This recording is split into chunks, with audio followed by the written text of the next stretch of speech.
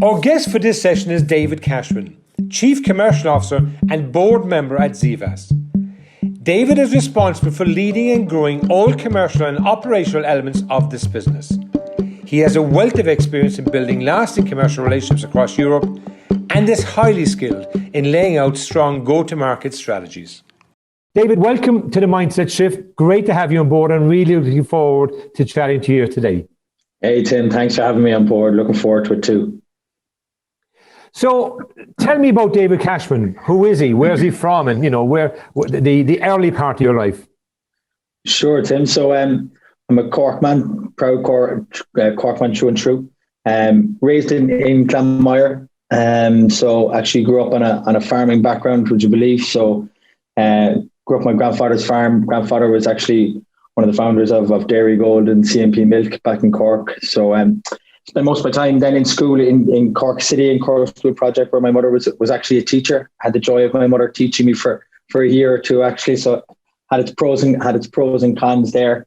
Was a huge sports fan ever since I was small. So started off swimming massively with mornings with Dolphin Swimming Club. I remember my mother 5:30 every morning, 5 days a week, and twice on Saturdays, shipping me up to Mayfield to the pool there to swim with the guys. And as I went into my teens, then I went to Glanmire Community College, and had just on the crossover from 6th class to first year, had fallen in love with basketball, and that just dominated my complete teens really. If I wasn't on the courts in Glanmire, I was up training with Neptune up in Parochial Hall, or the Hall as anybody on the north side would know it as. And was fortunate enough to play with some really, really great teams there. With Neptune for the first part of my club career, and managed to pick up a couple of All-Irelands with Cork as well. Played on the Cork team for 4 or 5 years. Before actually my resting club actually became Glanmire, I came home to the old roots. So that dominated, my secondary kind of school life. Before me actually transferring up to Rockwell College, probably driven by the want of extra curricular activities with sport. I was falling in love with rugby at the time there, and obviously Rockwell a real stronghold for rugby. So I went up to Rockwell for 5th and 6th year, and people kind of think that I was shipped off to boarding school. I'm probably one of the few people that put the hand up and said, "Can I go to boarding school?" It was very attractive to me. So I was up in Rockwell for 2 years and wouldn't change it for the world. Made some great global friends that are still friends to this day, and was fortunate enough to be put up on that great wall as a member of the senior cup team in 2003. And then came back home to Cork again, and got into College of Commerce and started studying auctioneering. But I during that summer I'd actually done a bit of work for Bank of Ireland and doing some campus recruiting for just some sort of sales stuff for them. But I was hooked. I got that bug very, very fast for working and dealing with people and selling. So I did 1 year in College of Commerce. I was like, no, I want to get out. I want to get working. I want to see what this big bad world is about. So my sales career started there at 20 years of age, and any product you can think of, I probably sold in some way, shape, or form. Since then, whether it be kiddies' books out of a black bag to cars for Kiri's. I spent a great couple of years in education, myself in sales in Kiri's. Financial products was with Cork Market. I had my own couple of ventures as well. I was living in Cork and I'd gone through some great sales processes and learned about sales. But as we'll touch about later on, I actually only learned the science of sales in a future career. But I met a Waterford woman, touchy subject because we're actually just after the All-Ireland final today where Waterford lost. But I met a Waterford woman. She moved back to Dungarvan to set up her own business, her own shoe boutique, and I went traipsing after her down to Dungarvan, hoping to stay in favour. And that was about 12 years ago now. And I went down into Dungarvan and set up a couple of businesses at the time, not known at that point for any kind of commercial business or sales opportunities. If I wanted a job, I really had to create one. My wife was gone into retail. I had friends who were in retail in Cork and saw an opportunity to open up a gift shop as such, really, in the shopping centre. So I did everything from candles to frames to the whole lot. And I was doing quite well. I was young in my 20s, knew it all at 23 years of age, but started expanding into other little things, opened up a gym, had a bit of a marketing thing going on as well. So, we're employing people locally, everything was going good. And 2008 hit, and I was not diversified. I probably didn't even know what that meant at the time in terms of business interest, but I was 95% in the disposable spend category. Gifts, pay-as-you-go classes, marketing, and pretty much from the March of that year to June, it swallowed up the businesses, and they were gone. It was a scary time. We were getting married in August. I didn't know where my next paycheck was coming from, to be honest with you. I went back actually out working with a good friend of ours who have an oyster farm, because that's just what had to be done. I was out working for minimum wage on the tides, 4 o'clock in the morning, 6 o'clock in the morning, turning oysters in Dungarvan Bay here for Hartley's Oysters. But myself and Siobhan made the decision that I had to go back into corporate, as both of us were self-employed. And that September, I joined a small company called Indeed.com, who no one knew of at the time. A contact of mine, a good friend of mine, had joined there in a senior leadership position and said, "Hey, look, I'm joining this company. I think it's a winner." I really valued his opinion, Gerard Marnahan. And with knowing very little about the company, but trusting Gerard as a leader, I said, "Do you know what? I'm going to go and jump on that." And like, wow, what a rocket ship Indeed was. I was employee like number 50. There's close on 2,500 Indeedians in Dublin now, plus London, Paris, etc., and all across Europe. So I was part of that rocket ship for 5 years. And, that's the point where I was talking about, where I really learned the science and the methodology of selling and scaling businesses and scaling mindsets. And I got a phenomenal education in Indeed, and we were able to put it into real practice and show real benefit. It was a mission-led company. The mission of the company is, we help people get jobs. We all know how important it is to have a job, and never have I seen it so true for a company to stay true to its mission. So, as I said, we grew it from small business to all across Europe, global. In the meantime, I was going up and down. I was traveling from Dungarvan on a Monday, back home on a Friday. My wife was here. A dog and 2 kids later, my wife kind of got out the shepherd's hook and said, "Hey, come on, you can't be going away every week." A part-time dad was what I was getting the title of. So I'd gone on a really great journey with Indeed. I was very sad to have to leave, but obviously family always comes first. So I explored the options of finding another exciting company closer to home, and came across Zevas Communications, who are an outsourcing company specifically helping tech companies scale their CX and their sales across Europe, America, and APAC. So joined Zevas. Well, Dave, let's hold it there a second, okay? Because we'll talk a lot about Zevas later on. But let's just go back. First of all, I didn't realize you were from Cork, okay? So I'm a Cork man myself. It's the first thing we have in common. So, people who are going to watch this will have a great understanding of the humility and the modesty of Cork people from yourself and my conversation. Second thing is, your grandfather set up CMP Dairies. My first job in life was actually in CMP Dairies. Go way out in the Tromore Road. I went into CMP Dairies as a 17-year-old in the yogurt factory, and I spent, so that's actually an interesting connection. Yeah. But you were going really well until you mentioned the fact you played with Neptune, because I'm obviously I played with Dawn Milk in the 80s and Blue Demons. So so the Neptune aspect of it, I was glad you said you were back to Glamire for a little bit at least. That is, so but you recovered a little bit of I suppose credibility from the return to Glamire. But talk to me about your upbringing, because I'm always fascinated about so had you other siblings in the family, or where were you in the pecking order in the family? No, only child, so it was pretty much me and my mum from early days, and I spent my life on the farm. I had a lot of influences in my family. My mother came from quite a big family. She had 4 or 5 brothers, 3 of whom were still living in the farm when we were spending most of our time there. 2 of them were farmers, and one of them was actually out in business.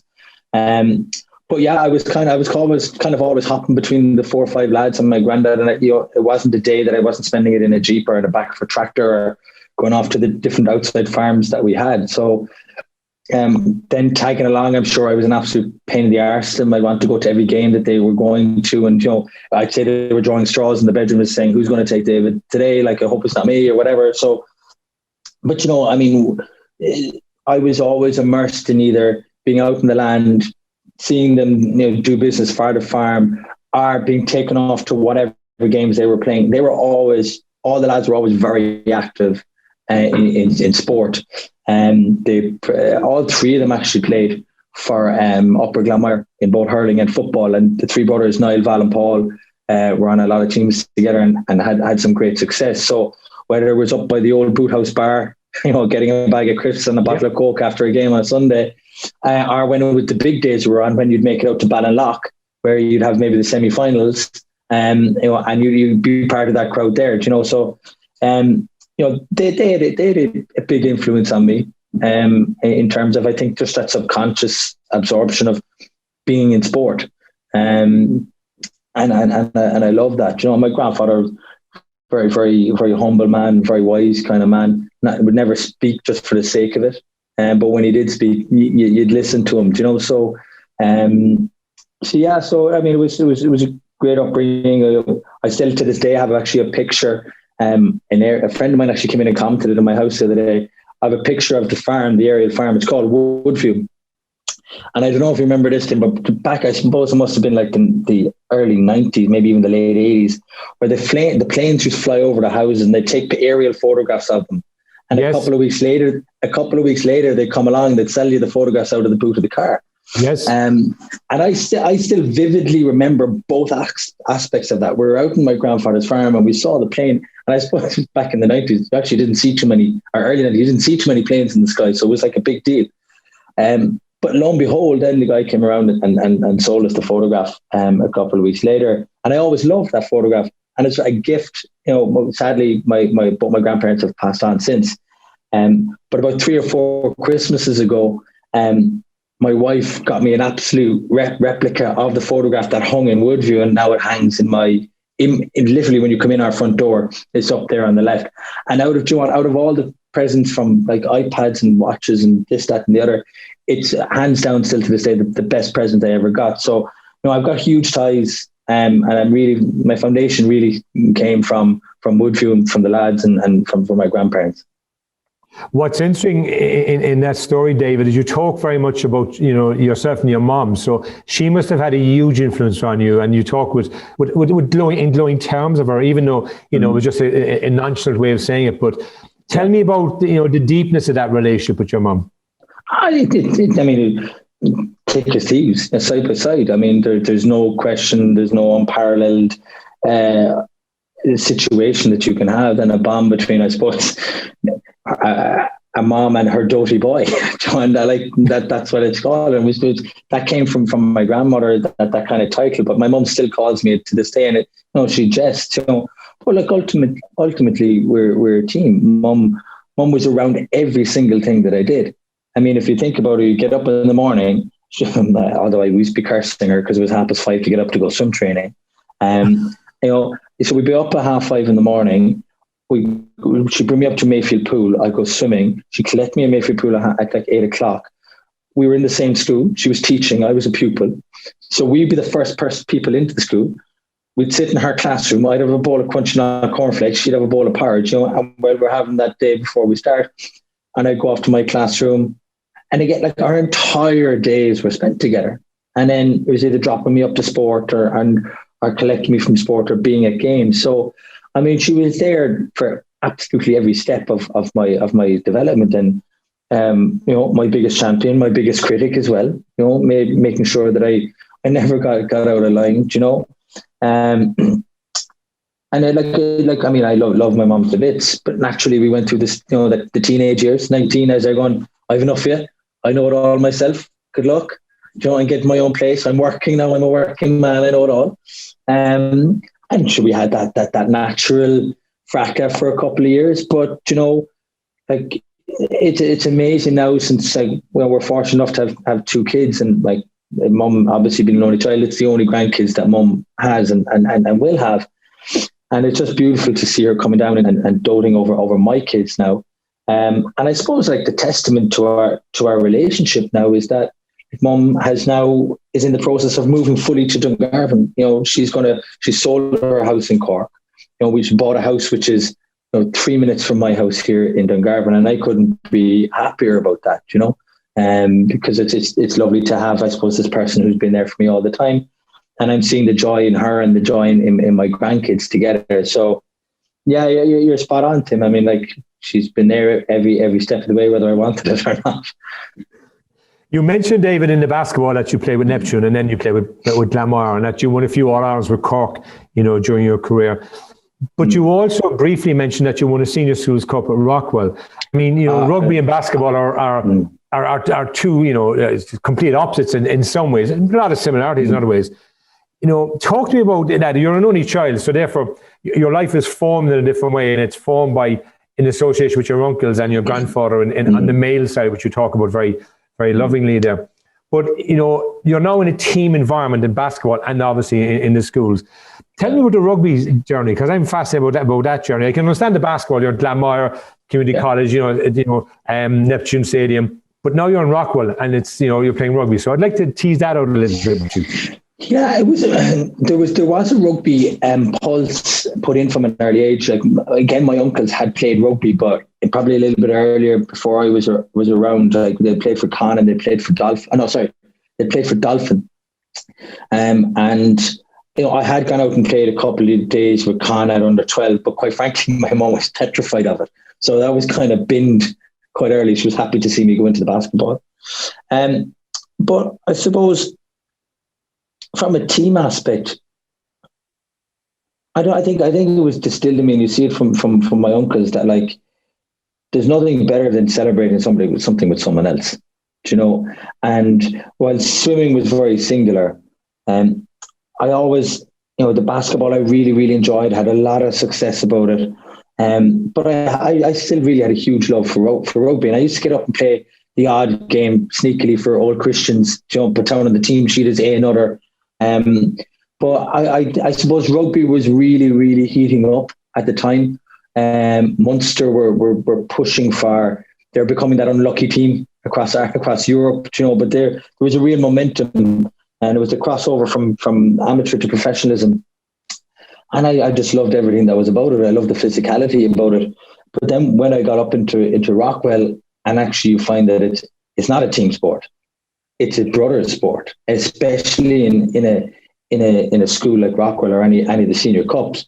That's not a team. The bonds that are forged there between, like, the panel, the team, the coaches, the admiration from the school. It's a very, very special thing, and there's a reason why all of us are put on, making that senior cup team, and you're put up on the framed photograph. I'm not sure if you've had the chance to be in Rockwell College. We have a huge. Have you? Yeah. So you'll know them. You'll know the famous hall, and like, you immortalised is the fact, but not that we would look at it that way. But like, you're up on the same wall here as Patrick Hillary, Eamon De Valera, Dennis Leamy, Paul McNaughton. There's some very special people up there. So to be up in it was a really, really special thing. Now, I do have to correct in case anybody thinks that I'm misleading. Unfortunately, we didn't win the Senior Cup. I didn't make the Senior Cup team, but we weren't fortunate enough to bring home the trophy that year. However, it's something that stays with me so passionately, because, funnily enough, the game that we got knocked out in was against Munchins and was in the old Thomond Park. So that's one little thing I'm able to put into my cap, that I managed to play in the old Thomond Park. And it was actually the week after the Miracle match. So it was the time that, like, Munster had to be Gloucester by 4 tries and by, I think it was 27 points. I know, it's funny, like, these little tidbits still stay with you. We were part of that little bit of history, even though it was a bit of the residue from the week previous. Everybody wants to kind of click onto it. It's like, where were you when Packy Bonner saved the penalty? Nearly everybody was behind the goal. Yes, they weren't. Like, I mean, the older you get, the better the story was. But like that, these things, these bonds that were formed in rugby and the team spirit, I think it's still it's very much part of my foundation now. I love being part of teams. I love leading teams. I love seeing people become leaders in teams. So yeah, it was an easy transition into team sports. And funnily enough, now actually, as I've gotten a little bit older, and again, my wife wouldn't be too impressed if I was to go out playing with the Garvan senior team anymore for the fear of breaking a leg or something. I've actually had to now come away from the team sports, and I've gone into endurance sports. So I'm currently training for an Ironman, and I really miss the team piece of it. You know, the camaraderie, the journey, and you know, I'm lucky enough now to be working with an Ironman coach where there's a bit of a community around it. You know, so yeah, I've kind of gone from the singular sports into the team sports, the dressing rooms, and now it's just me in the road for the time being.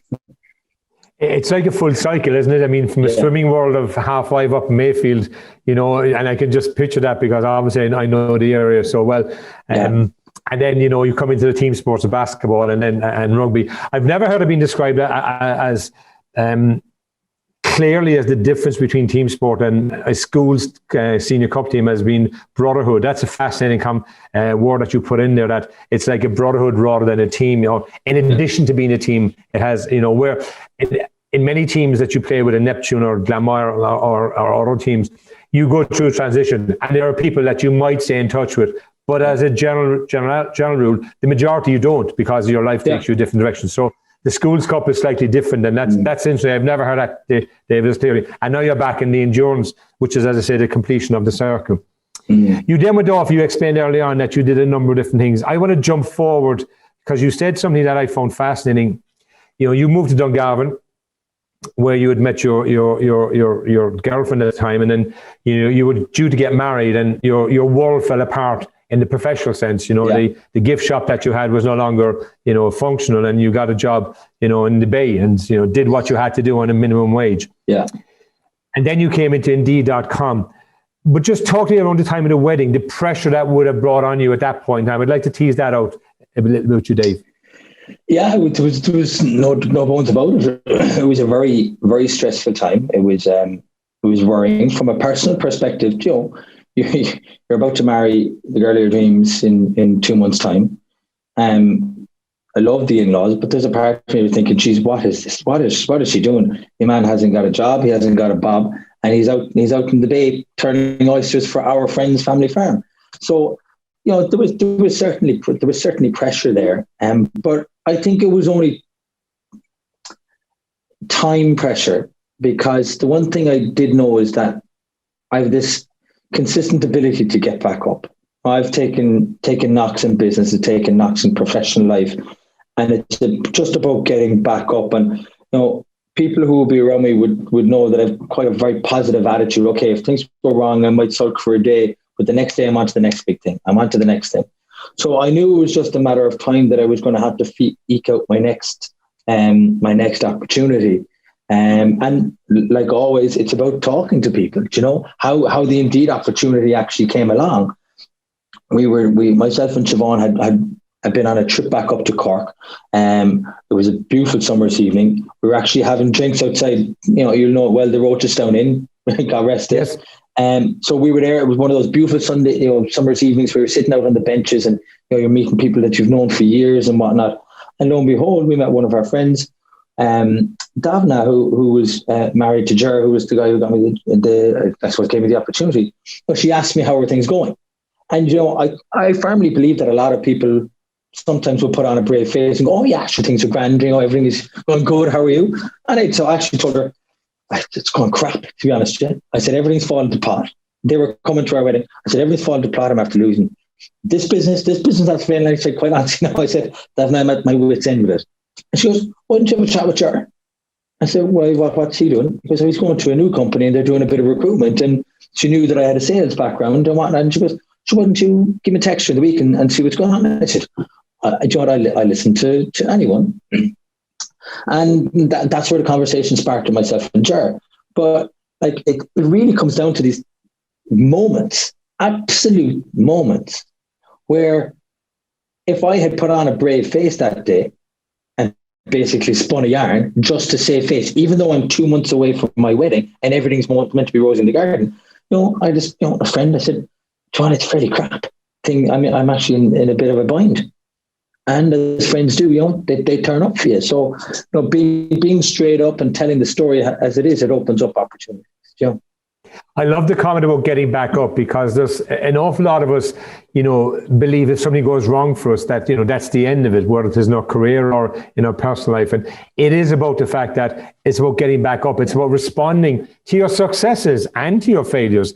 Okay, that's my philosophy, David, that, life is tough. Life isn't easy for any of us, no matter what we would like to believe. It's tough for all of us in different ways. And the fact that, you just said naturally get back up, that you had the ability.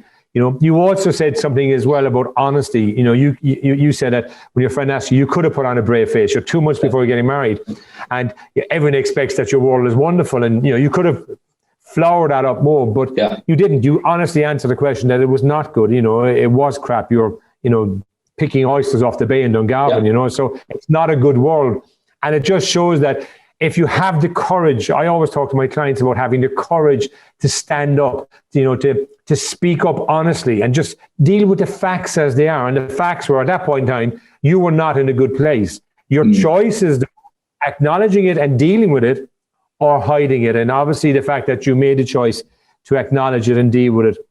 You then went into Indeed and you spoke to us about the journey there, and about from 50 to 2,500 people. But you talked about the culture, David. What was, when you look back at your time in Indeed, before Zevas, what was the thing about the culture that really impressed you? What was it, because I talk to people about walking the talk, because plenty of people, Dave, talk the talk. Yeah. What stood out for you in your time in Indeed.com that was brilliant from a culture point of view? Well, I think the tone was set very, very, very early. As I said, Ger had come over from Ireland. He came in as a senior director, and he was tasked with setting up a sales organisation in Dublin to facilitate the growth across Europe. But Ger and my then manager at the time, Colin Bohanna, they set out a tone very, very, very early that we are going to be the best sales floor in Dublin, not in our building, across all of Dublin, and we're going to become known for it. And, like that, it kind of sounds like a bit of talk, a bit of waffle, but it became very apparent very quickly that we were going to hold ourselves to a standard that would have barriers down at all time. I need to be able to walk in and tell you that you're doing this wrong. Again, kind of like the dressing room. And I always liken, and I love, and it fascinates me, the ability in sports teams to be able to call each other out with no emotions, no egos, and no fear, because everybody knows you're working for the greater good. So we built a phenomenal first sales team for the UK market. Some of the best people that you could ever imagine. And again, you actually talk about, we spoke about the Brotherhood of the Rockwell College team. This is right up there again. And it was a very, very, very special team. We're all still in contact to this day. We still have a WhatsApp group, would you believe, from 8 years ago. These are the people that founding team. And we built a team of accountability. And we were very flat. It was, Colin was our leader, our manager, our director, but we were very flat. Everybody was able to call anybody out at any one time because we knew it was for the greater good. So we just kept getting up, and we were calling into the UK and saying, "Hey, we're calling from Indeed," and they were like, "Who? Never heard of you." Now it's the biggest job site in the world by absolute stretch of imagination. People are fascinated by that. But what we did is we built this model, or this mentality, and then we just demanded it across the scale. And there were some fantastic leaders came in and joined our company. There were some fantastic leaders had the opportunity to rise up. The likes of myself and many others had the ability to step up into team lead roles and up into director roles. And that DNA was set early. And then they brought those people up, and then they set the DNA for the new people that came in. So from an ambition point of view, it was very clearly laid out. But then from a company corporate messaging point of view, they were so extremely clear that there will never be a commercial decision made over a job seeker decision. So the company mission is we help people get jobs. And that has to be our Northern Star in every decision we make. Is this the right decision for the job seeker? And, I became very, very passionate about human capital and what jobs actually means to people. And I think in my early days of the career, again, I was kind of skeptic of it, but, I never really felt the benefit of a corporate mission. But I'll never forget, I went over to visit a client that I had. They were in care homes. They were a load of care homes. And I went on a tour, and they actually brought me into the training room where there was a new hire class going on. And the lady who was touring me around had said, "Hey, this is David from Indeed. Just by a show of hands, who here got their job on Indeed?" And about 13 of the 20 in the class put their hands up. And it hit me then. I'm going, okay, I'm sitting in an office in Dublin, but the work that I'm doing has gotten these 13 people, has helped them find their job. And that's put 13 paychecks into 13 different homes. And, added that ripple. And from that day on, I was hooked. I was blown away, and the importance of being able to help people get a job. It really, really resonated with me, and how important, because actually, Joanne, only a year and a half previous, I was crying out for a job and had to go out and work in the Bay. So I know how important that is. I know the fear of not having that money coming in. But now I had seen that this is actually the work that you're doing on your phone in your desk in Grand Canal Dock is actually having a huge ripple effect for the people who are able to see the jobs. And just, David, just on that point, you talked about it was in Indeed.com that you learned the science of sales. Yeah. So let's just tease out the science of sales. Joe, have you ever heard somebody say, you make a great salesman? There's a salesman in you. And you get that. And that was, I always took it as a compliment. But it was probably down to people thinking that there's a bit of confidence, and it's quite flippantly thrown out. And there was this previously, I think that there was this air about being a salesperson is about just being able to hoodwink someone or convince someone or just to get it over the line. But we were very, very scientific in our approach and being able to say that, you should never convince somebody of something that they don't need. And it's that honesty to be able to put something in front of someone where they're actually going to get proper benefit or proper return on investment or proper impact in their business. So we used to always lead with a qualification method to make sure, is our product right for you? And now if we uncover elements that we will use to try and leverage our product into, of course, we're going to do that. But it was very, very methodical. And we used to have a quadrant.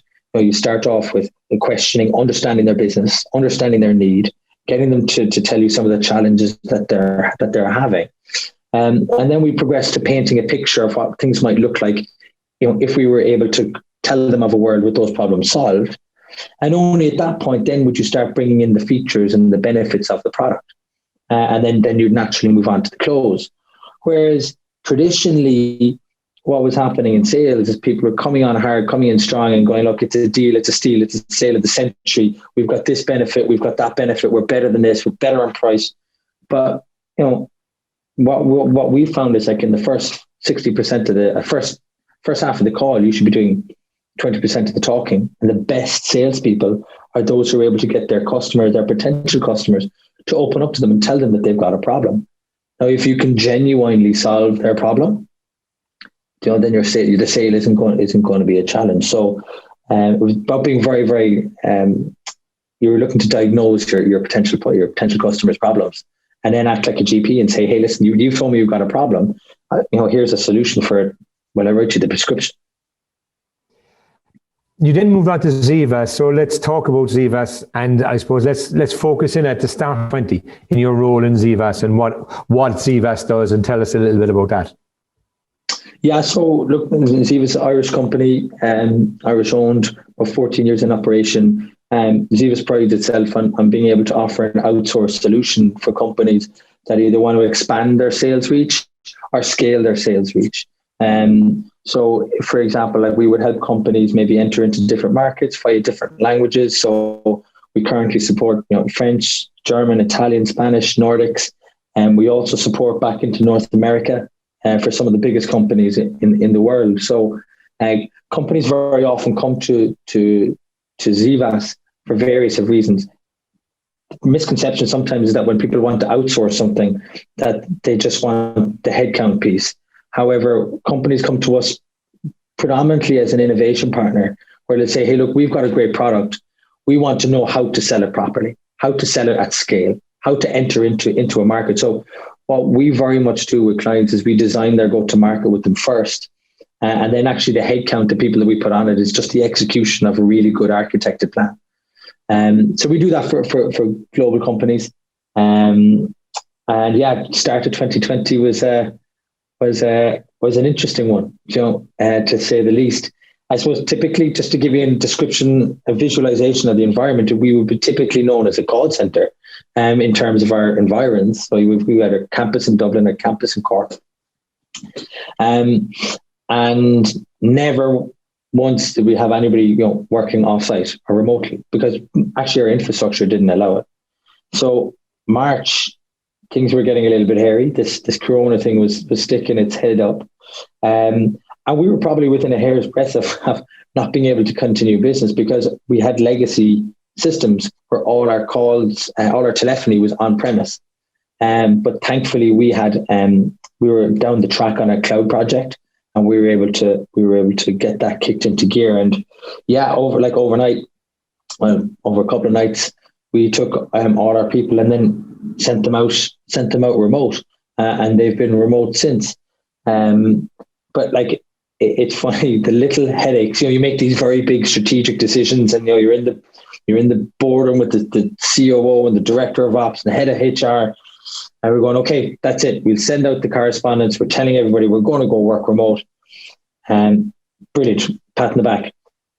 And then you realize you got to go and source 150 laptops in the biggest tech demand that people have ever seen. You're going, here's a problem that we didn't think that you would possibly have. So, and even when we got the laptop source, you're going, okay, well, we got that. We didn't see that problem come. Something that blew my mind. 10% of our workforce actually didn't have broadband at home. They just didn't have it. And I was like, how these are the little things that you can never see come, But we got our people out into the work from home environment. There was a nervousness that productivity and all that would drop. But in true Zevas spirit, the productivity didn't drop. People of our workforce afforded us a bit of a lag that took things to get up and running properly. But it all worked out. It all worked out fairly well. And I'm actually thrilled to say that I know it's been a horrifically tough time for so many people. They've lost jobs, they've lost businesses. Fortunately for Zvas, we've fallen into the silver lining of COVID. A lot of our clients are in the e-commerce space globally, and we've seen the trajectory of that this year. So we've actually managed to grow our business significantly in the last 9 months. And again, going back to, for me, one of the most important metrics is we've created jobs. We've hired north of 70 people since COVID started. A lot of whom we haven't had the pleasure of meeting face to face yet, but we've managed to set it up. We've managed to make it work.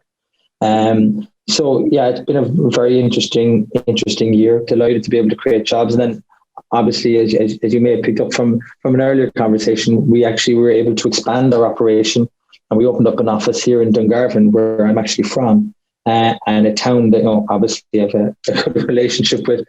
But it was absolutely thrilling to be able to announce 30 new jobs in a town like Dungarvan, who were so heavily dependent on industry, hospitality, tourism. And the town opened up their arms and gave us a big, huge welcome hug. So yeah, delighted to be able to bring the jobs to an outside of Cork town as well.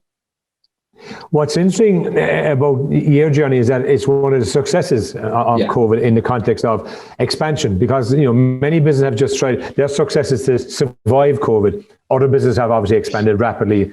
When you think of supermarkets and off licenses, they've seen growth, exponential. But in your case, you have expanded, and as you say, you've opened a new place in Dungarvan with 30 jobs initially. But the pivot to the cloud was a really big factor, wasn't it? I mean, if you think about it, we call it a traditional call center, which means that everything is on site. Your servers, your world is on site, okay? And everything, your desktops are linked in, so it's, your telephony system is linked in, so it's all in an on-site world. And that pivot of being able to switch to the cloud was really fundamentally critical for you. That decision wasn't made in COVID. That was made previously to COVID. Sometimes I think organizations don't forward plan enough. You strike me as an organization are always forward planning. Is that a fair observation?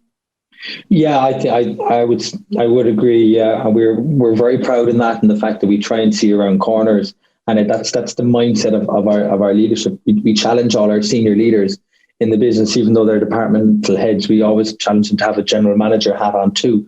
So don't always be thinking in your lane, challenge your partner. So yeah, you're 100% right. The cloud project was a project that I was leading for probably 9 months before that. We just had to press the fast forward button on it, And similarly enough, the actual work from home, it wasn't that much of a gulp for us, because that was another project that we had been working on as well.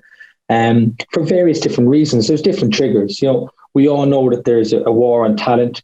Everybody wants to hoover up the people that are coming out of college.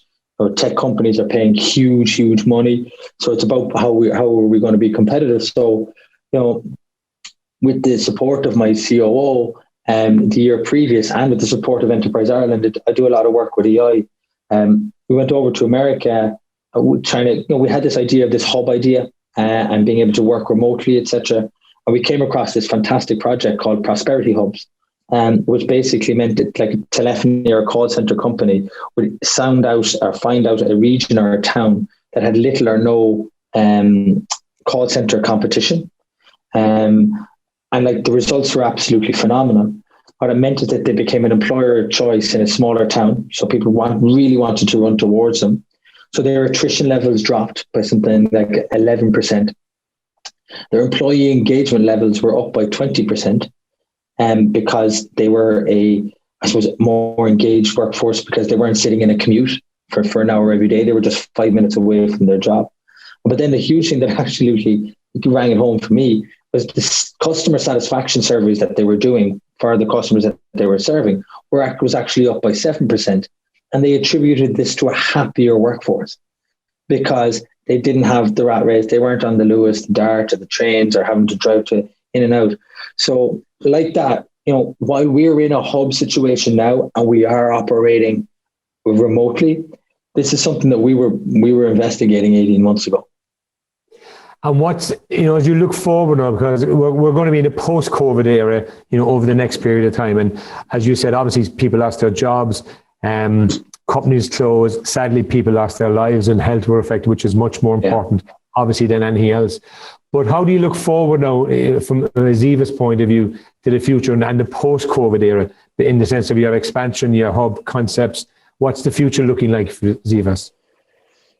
It's dynamic. I don't think anybody can put a step-by-step blueprint in place. I think our founding, like one of our values, one of our 5 values, is being creative and being agile. And I think that's what's massively critical. So we're adopting that.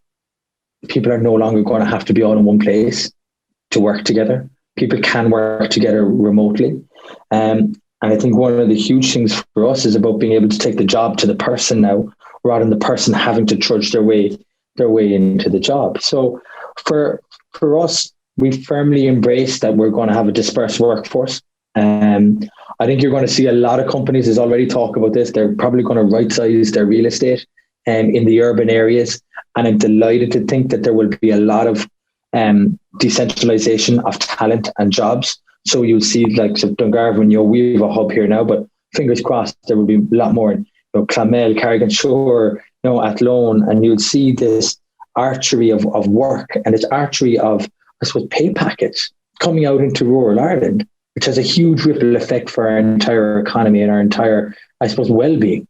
So for us, we're going to stay nimble. We're going to continue to hire as strongly and as fast as we can. And one of our big things at Zvas is that our employer value proposition. A piece of paper for me, as you said, you learned from my journey. I pretty much learned on the go. I did a year of college, official college. I've done a lot of nano studying since then and micro degrees and whatever. But for me, you don't need a degree at 21 to get a good job. And our philosophy, and when we're recruiting, is you actually really only need two things. You need to have a good aptitude and a great attitude. And it's on us to then actualize and realize your aptitude. So we've got a fantastic training team. So if you turn up willing to work and you have the capability to learn, let's get to work. And I'm delighted to see other companies now beginning to adopt this as well. For years, tech companies used to have a futile requirement that you just needed to have a degree. And I really don't know what that stood for. Was it the ability that people could stick the course or something? I don't know. But I remember actually, it summed it up for me one time where one of the big tech companies, they were staunch on a degree entry piece. And this guy had gotten a job as account manager, senior sales, great guy, great at his job. But his degree was in music and had absolutely zero to do with it. Do you know what I mean? So I'm glad to see that kind of stuff has been dropped. But attitude and aptitude is what we're looking for. I think that lens, though, David, about the degree is because, as you said, in your journey, that wasn't part of your journey in the initial stage, obviously. So sometimes I think when we have that experience and have become so successful as you obviously have, we can look and say, well, why do you need a degree? But there are different reasons why people have degrees and need degrees, and why organizations obviously want to have that. But the series is called The Mindset Shift, and there's no doubt for me after chatting to you that your mindset has shifted and pivoted repeatedly throughout your career to date. But primarily in COVID, what was probably the biggest mindset shift that you had, or did you have a big mindset shift that you could say, oh, this is different now in my mind, in my thought process than it was at the start of the year? Yeah, I think, fortunately or unfortunately, we had quite a lot of time for reflection this year. And looking about how we do things and how we go about it. I think from a professional perspective, what was vacuumed out was the ability to be close to people, and you've no idea. The most important thing in our life, I believe, is energy. One of the most important things is energy, and it's very hard to put that energy into your body in a room on your own, and whether it's a spare room or whether it's an out the back office, etc. And I think it's very quickly people can get isolated. We've had a lot of talk about how challenging it can be for people. So one major thing that we changed on it, that I changed on certainly, was visible leadership. And I coined this phrase. I actually got this phrase from an ex-colleague of mine in Indeed, and he spoke about how important visible leadership is. And it's getting on a camera, it's getting on a phone and letting people know. Whereas previously, we would have said hello at the water cooler, or you would have said hello at the coffee machine, and that little bit of spark and that little bit of relationship. So for me, it really was a critical thing to proactively nurture your relationships and go out after them. When you're sitting down, fire off a couple of messages to people, not necessarily people who are in your org or in your company, or just in your friends that you mightn't have seen. So for me, to stimulate that and to stay on that, I set up a weekly call. I committed to myself that I'd have a weekly visual Zoom call with one of my contacts every week. So every week on a Thursday, I was looking forward to having a chat with someone like we're having today. And it was amazing how it warmed people's hearts, and I got great energy out of it as well. But I also made sure that people in our organization were doing it with their people. Stay visible and make sure, let people know that even though we're not in the same building, we're still a team.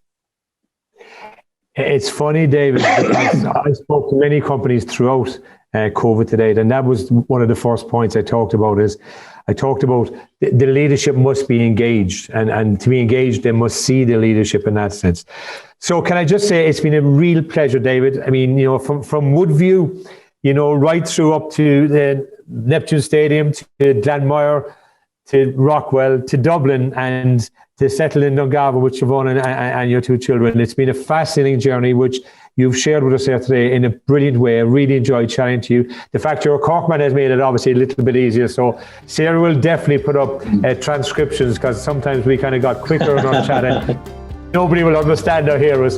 Yeah. But listen, David, it's been an absolute pleasure. Thank you for joining us on The Mindset Shift, and continued success, and the best of luck to you in the future. My pleasure. Thanks, Tim. Thank you for watching The Mindset Shift.